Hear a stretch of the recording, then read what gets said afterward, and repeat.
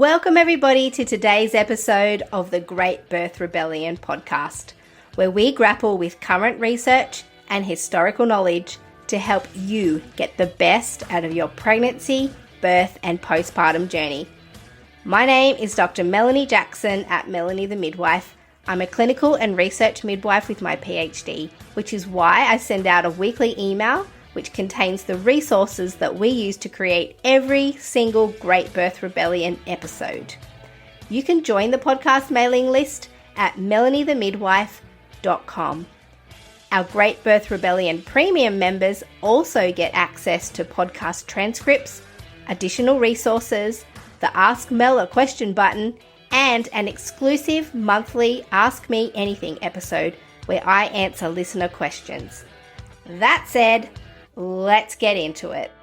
Welcome everybody to today's episode of the Great Birth Rebellion. Dr. Melanie Jackson here with you, and today we're doing an Ask Me Anything episode. And I put out a call out for listener questions and I received 90 listener questions. Obviously we are not answering 90 listener questions today, but we will answer a number of them. And this is just a taster of what's available in the Premium Members Hub. Premium members get one Ask Me Anything episode per month and the option to ask Mel a question in the Premium Members Hub. So I'm doing this one today as a little public opportunity to see what those are about. Today I'll be answering questions on top tips to achieving VBAC. One listener wants to talk about placental insufficiency. Is this a real thing? Do placentas fail after 40 weeks? Posterior babies. Why are they considered so hard to birth without intervention in a hospital setting? What does the evidence say about anti-D? Is it overprescribed when it might not be needed? Do I think that midwives should offer free birth packages for women who want support? Top tips for first year midwifery students going on placement. And a personal question: what did you need to know when you went from 1 to 2 kids? And last question is, do you see your role as a midwife as saving women in birth? Those are our questions for today. Let's get into it. All right, so first question is, what are your top tips to achieving VBAC? So this listener would like to have a vaginal birth after caesarean and wondering what my top tips are at helping to make that the most successful journey that it can be. So in any birth, regardless of if it's vaginal birth after caesarean or first birth or whatever it is, the two most influential factors that determine the outcomes of your birth are who you choose to have with you for your birth and the location at which you choose to give birth. So these two go hand in hand and they rely on each other. So choose the location you wish to give birth at, and then that might help you make decisions about who you want for your care. Alternatively, you might want to choose who you want for your care, and then that will impact where it is you want to give birth. For example, if you decide to choose a private midwife, then you'll be restricted to the locations that that private midwife works in, either at home or at a hospital with visiting rights. Similarly, if you choose a private obstetrician, you're going to be restricted as to exactly where you can have your baby.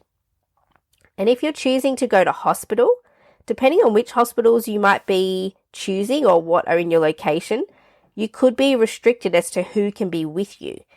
And some hospitals will open up new options and others will restrict what they have to offer you. So for example, I have 2 local hospitals to me. One will not even book women in to birth there if they're planning a VBAC.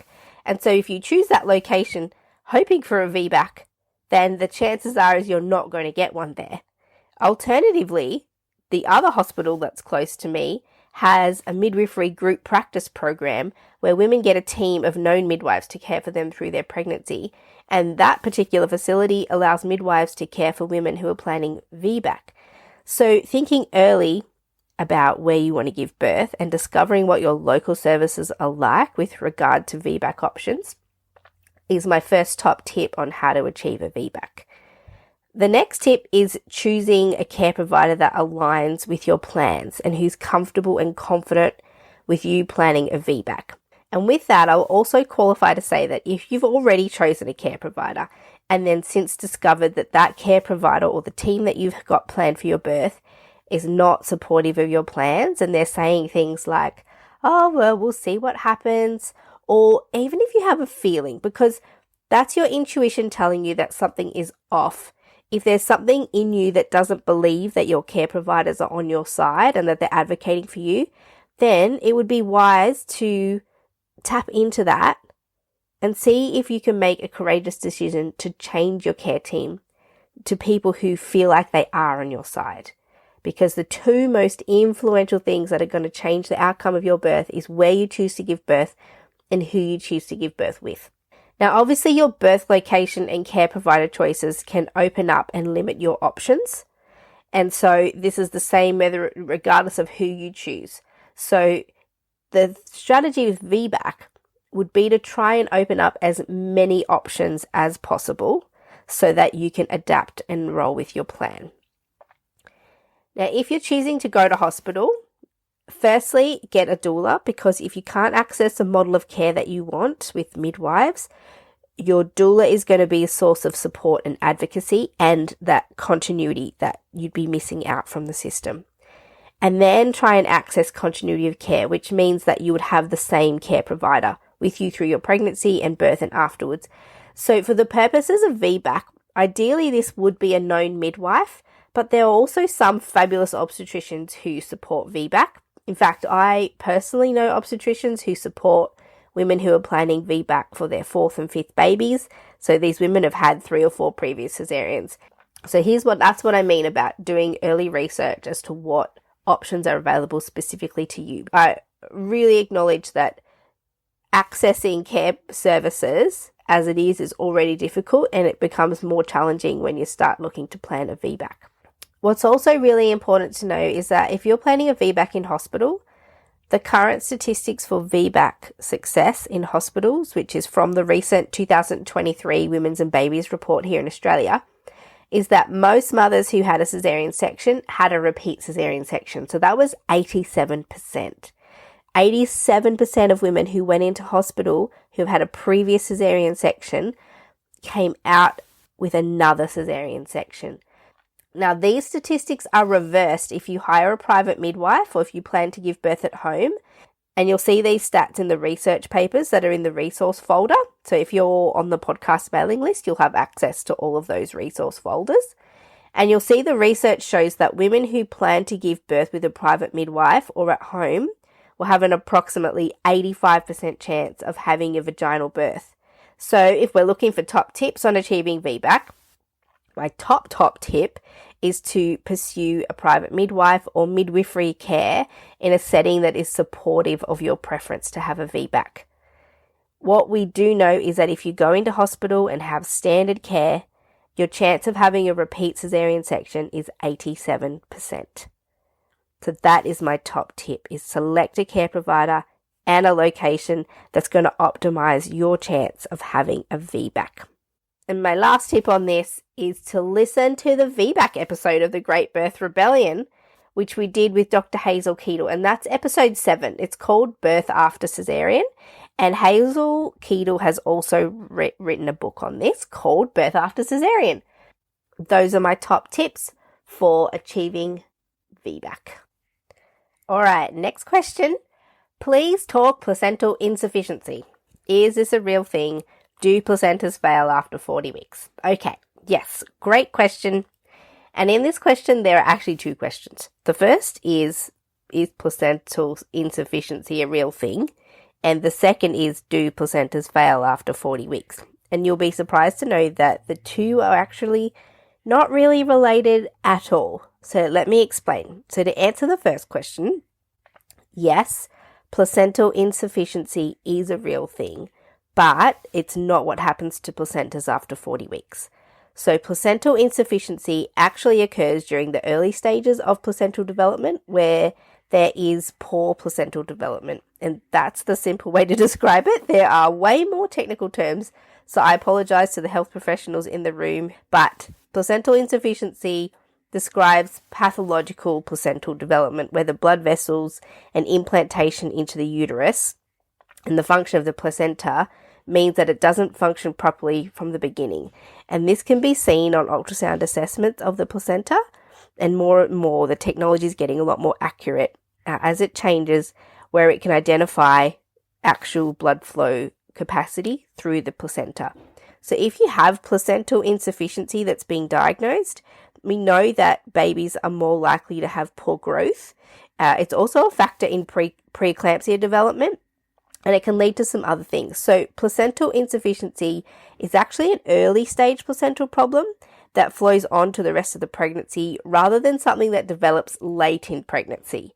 And there's a great article in the resource folder on this, which it fully explains placental insufficiency, if that's where your mind needs to go.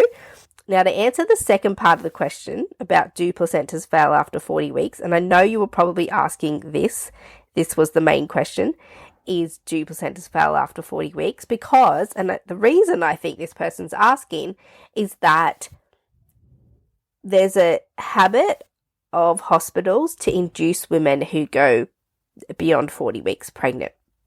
And some health providers will tell pregnant women that towards the end of pregnancy, the placenta gets old and will eventually stop working, or its function diminishes. And actually, we have 2 amazing podcast episodes that address this question directly and very thoroughly. And they also happen to be our most downloaded episodes, so I can really understand why this question's come through. So, episode 33 on induction of labour, which we did with Professor Hannah Darlin, and also episode 3, which was our episode called Due Dates, and that went all through the research about pregnancy beyond 40 weeks and what the risks are. So I will say that sometimes there can be a change in placental function towards the end of pregnancy, but there are ways to diagnose this through ultrasound. And you'll hear us say in those episodes, episode 33 about induction of labour and the Due Dates episode, episode 3, that women who go beyond 42 weeks, there is an increased risk in stillbirth, but with adequate supervision of those post-dates pregnancies, you really can mitigate that particular risk. And it's not very big. And also what we don't truly know is what leads to that when women get beyond 42 weeks.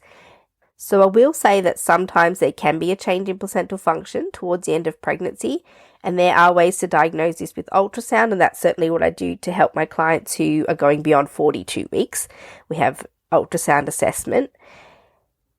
But I don't think that there's a justification for inducing women past 40 weeks by suggesting that if you're pregnant for too long that your placenta will stop working.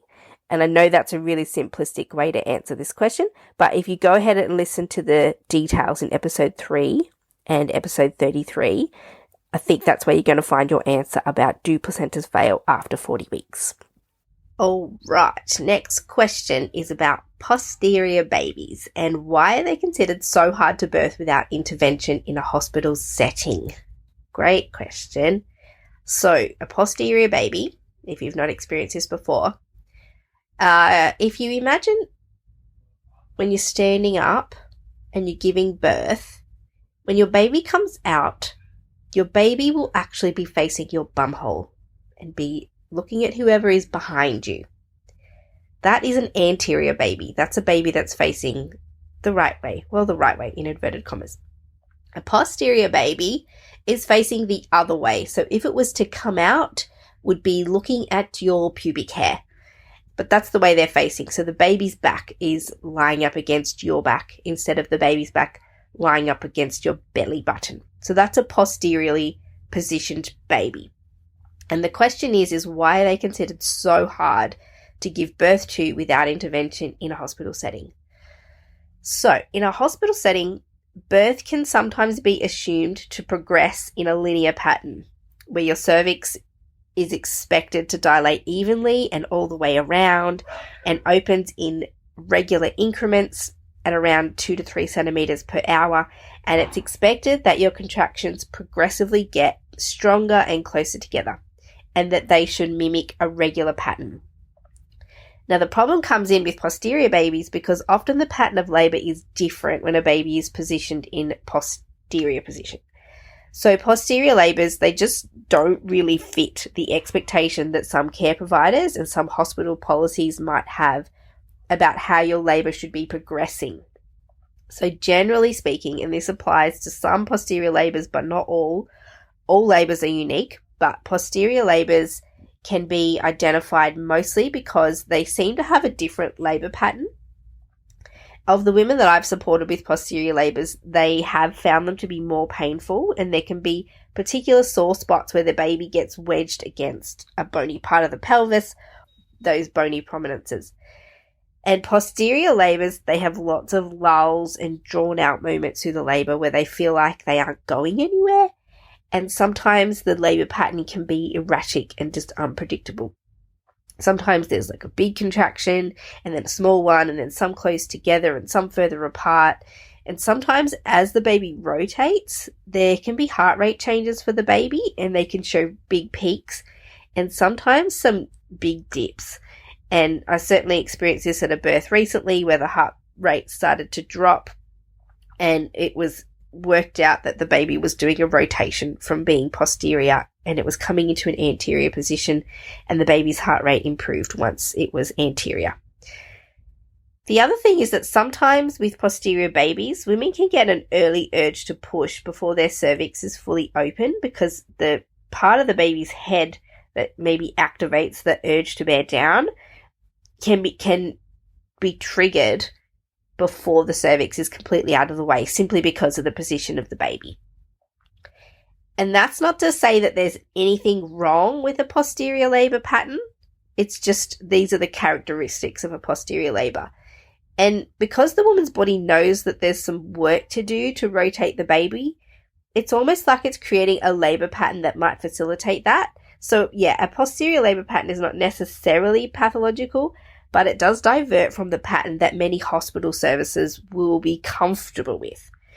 So to answer the question as to why it's considered so hard to birth without intervention in a hospital setting with a posterior baby, firstly, we have to admit that almost all women, regardless of which position their baby is in, will be exposed to multiple different interventions during a hospital birth because this is inherently how the system is designed to operate. But it's accentuated during a posterior birth because these labours mimic what the hospital might label as pathological. So in their minds, there is a justifiable reason to intervene. And so a few examples might be, with the increased pain during posterior labour, if there are limited resources to support you through that pain, for potentially some extra pain, like water birth, a TENS machine, one-on-one midwifery care, someone to massage you and heat packs and comfortable places to labour off the bed, then women are possibly more inclined to be offered pharmacological pain relief. And we talked about this in episode 47 of the Great Birth Rebellion podcast. And where we spoke about managing labour without medicine. So we know that women with posterior labours are more likely to want or be offered or need an epidural for pain relief. And so that triggers off the cascade of intervention. Another example is if the woman's labour doesn't progress in the time frame expected by a hospital facility. So as I said, posterior labours, they can take a little bit longer because there's some lulls and ebbs and flows in the labour that don't allow it to progress linearly. That's not always welcome in a hospital facility. So women are often offered the opportunity to speed up the labour using augmentation methods with synthetic oxytocin such as syntocinon or Pitocin. And then if the baby demonstrates an unusual heart rate pattern with those dips and peaks that I was talking about, this can trigger recommendations like continuous CTG, forceps or caesarean section, when all the while maybe the baby is just demonstrating a posterior baby heart rate pattern rather than a pathological one. And what we learned from Dr. Kirsten Small in episode 12, where we talked about how little we actually know about normal or pathological CTG, fetal heart rate measurements, is that we actually don't really know what a normal baseline is for a baby that's in labour, let alone one that is experiencing a posterior labour.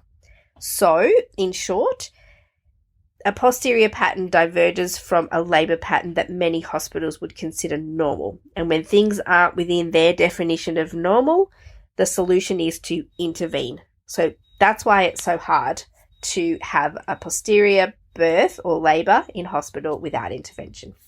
Beautiful. So next question, second last question, is what does the evidence say about anti-D? Is it overprescribed when it may not be needed? So you might only be aware of what anti-D is if you have a rhesus negative blood group. If you have a positive blood group, you don't even have to think about this, but if you're a woman, one of the 10% of women who have a rhesus negative blood group, this question is for you. So firstly, yes, absolutely, anti-D is definitely overprescribed when it may not be needed. In fact, most women who receive anti-D don't actually need it because the majority of prescriptions are done what we call prophylactically, so as a preventative rather than a treatment. And so if you're sitting here listening at home going, what the heck is anti-D? What are they talking about? In a nutshell, if you've got a negative blood group as a woman and your partner has a positive blood group, then you will be offered a product, it's a blood product called anti-D, which is considered prophylactic against some things that can occur to your baby, well, to your next baby, not to this baby, and to you during pregnancy if your baby has a positive blood group, the baby that you're carrying. And there is, in fact, a good reason why we haven't discussed anti-D on this podcast yet, and that's because I don't really intend on reinventing the wheel because our sisters over at the Midwives Cauldron podcast have already done a stellar job at covering this topic in their interview with Dr. Sarah Wickham. Their episode is called Anti-D, an interview with Dr. Sarah Wickham, where Sarah discusses all the research and evidence for and against the use of prophylactic anti-D. And she also has a book to the same effect called Anti-D Explained. So my recommendation on this one is to head over and listen to the anti-D episode on the Midwives Cauldron. Honestly, I'm not redoing it because they did an amazing job. And also get a hold of Sarah's book for the best information on this one. I mean, I can explain to you what I do for my clients who have a negative blood group. So essentially, women come and they always ask me this question is, do I need anti-D? And the answer is actually, we can check if you need anti-D by doing a very simple blood test for antibodies. And so instead of giving prophylactic anti-D at 28 weeks and 34 weeks, which is what you'll be offered if you have routine care, is at 28 weeks and 34 weeks or 32 weeks, I'll do a blood test for my clients to check for antibodies. And if they don't have any antibodies, then we can discuss whether or not they actually want to have the anti-D. And if they don't want it, we don't use it. And in fact, when I was a student midwife, there was a shortage of anti-D. And the solution to the shortage was, let's just stop giving women anti-D during pregnancy. And so we did. We just stopped. And then we only gave the post-birth dose because that was considered a more important dose than the pregnancy ones. So I offer my clients an opportunity to screen their blood first before opting for or against the anti-D. And then again, during a sensitizing event where there may actually be mixing of the mum's and the baby's blood that could warrant the need for anti-D, then again, we would do a lot of screening and testing and determining if there actually has been something that's occurred to cause that. And if there hasn't, again, the woman has a choice as to whether or not she's going to have anti-D. And the same thing post-birth is we can check the baby's blood group. And if the baby is a negative blood group as well, the woman doesn't need postnatal anti-D. But if the baby's a positive blood group, we can check the baby's blood to see if there's been any mixing and any antibody development, and the woman's blood to see if there's been any mixing and antibody development. And if both of those are negative, I always offer my clients the option, it appears from these blood tests that there's been no impact to you having a negative blood group and your baby having a positive blood group. Would you like anti-D? And the vast majority of my clients choose not to have it.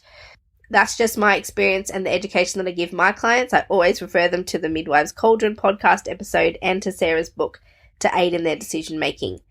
There are also advances in the NIPT antenatal testing, the NIPT testing, which is technology now that allows us as clinicians to determine the baby's blood group in utero, like almost from 12 weeks, 10 or 12 weeks, which can go some way to avoiding unnecessary ATD, but it does increase screening for pregnancies. So to answer that question, what does the evidence say about ATD? Is it overprescribed? Yes, it's overprescribed. And if you want to get a full rundown of the evidence, go with my suggestions on the Midwives Cauldron and ATD Explained by Sarah Wickham. And the other thing I will say on that is if the dad of your baby is a negative blood group, you don't need ATD or blood testing at all because there's no possibility that the baby could be a positive blood group. You're all going to be compatible. So there's no need for ATD if your partner is also a negative blood group. All right, so the next question is do you think midwives should offer free birth packages for women who want a free birth but also need midwifery support or want midwifery support? So if you're listening at home and you're wondering if this question is asking should midwives work for free, that's not what the question is. A free birth is where a woman intentionally plans to have her baby at home without hiring or engaging with or inviting a healthcare provider to the birth. So she's just giving birth without an actual healthcare provider at home. That's what a free birth is. It's called some other things, but that's the wording that's in the question. We're not talking about midwives offering free care to women without financial benefit. That's not what a free birth is.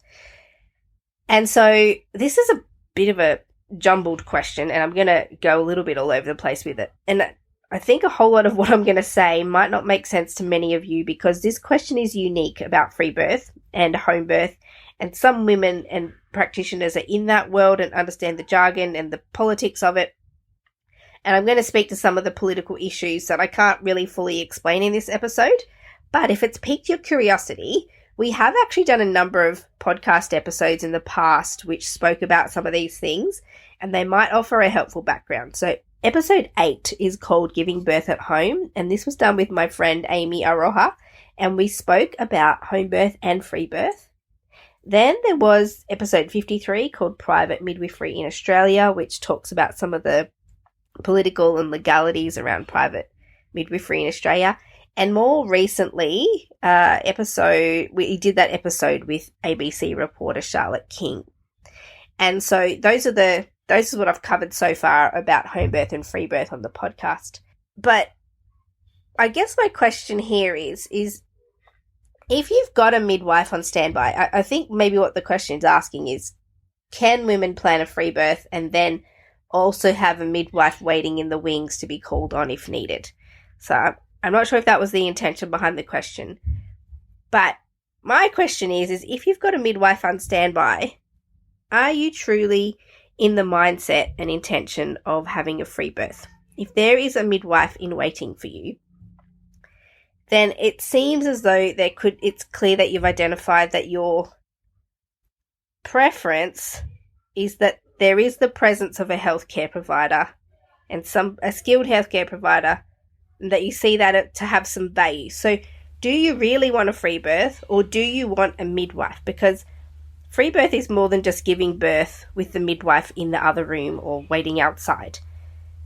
So this is actually a complex question, and I'm going to say yes, I do think midwives should offer free birth packages, but also maybe not make themselves available. So just hear me out on that one. I'll preface this by saying that I personally, as a private midwife, do care for women who are planning free births. And in the past, a handful of times, women who are planning free births have reached out and asked if I'll offer them specific services. So a few things that I've been asked is, can I come and check the position of the baby? That was during pregnancy. And then the other thing that I've been asked is, can you come and check if I've had a tear and do a full checkup on the baby? And so for me, I always do serve women who are planning free births because I don't see my role as a midwife to decide which women should have access to my skills and which women don't based on the choices that they're making. So if a woman's choosing to have a free birth, that's completely fine with me. But my little rule is, I suppose, is I'm happy to provide antenatal and postnatal care. But if you're planning a free birth, then have a free birth and don't call on a midwife to come, because that's not a free birth. That is a home birth with a healthcare provider. And so that's my line, is that it's not really safe in my eyes for a midwife to just show up at a birth without any prior knowledge of what's been going on. That's not really how we work. So to bring it back, I think midwives should offer care to any woman regardless of their birth choices. A woman's birth choice doesn't impact on our decision to provide care in most circumstances. So I think to say to a woman that you won't offer them care because they're planning a free birth, it's like a doctor saying that they won't give a woman care because she's planning a home birth. And home birth midwives are always up in arms about the unwillingness of GPs and hospital doctors and obstetricians ostracizing women's choice to home birth and withholding care, but then some are happy not to provide care to women who have chosen a free birth. And so I do think if a woman who's planning a free birth reaches out in pregnancy or postpartum and would like some assessments, then that's one thing. But the no part of this is, I don't think midwives should race out to free births if there's not a prior arrangement and a prior agreement about what the role of the midwife is. We're not just on call to anybody who didn't think to book a midwife or who didn't book a midwife and then wants one at the last minute. So if you're planning a free birth, plan a free birth. Of course, women, when they're planning a free birth, will always have a transfer plan, and you may have a plan to call on a private midwife, but that's how it should be. It should be planned with the midwife involved in the planning rather than somebody just calling at the last minute and asking for assistance if they need it as an alternative to going into hospital. And so that was the issue that was coming up, and what we discussed in the episode with Charlotte King from the ABC is that there have been circumstances where women have chosen free birth, but then at the last minute decided they do want the input of a midwife and then expected a midwife to arrive at their birth.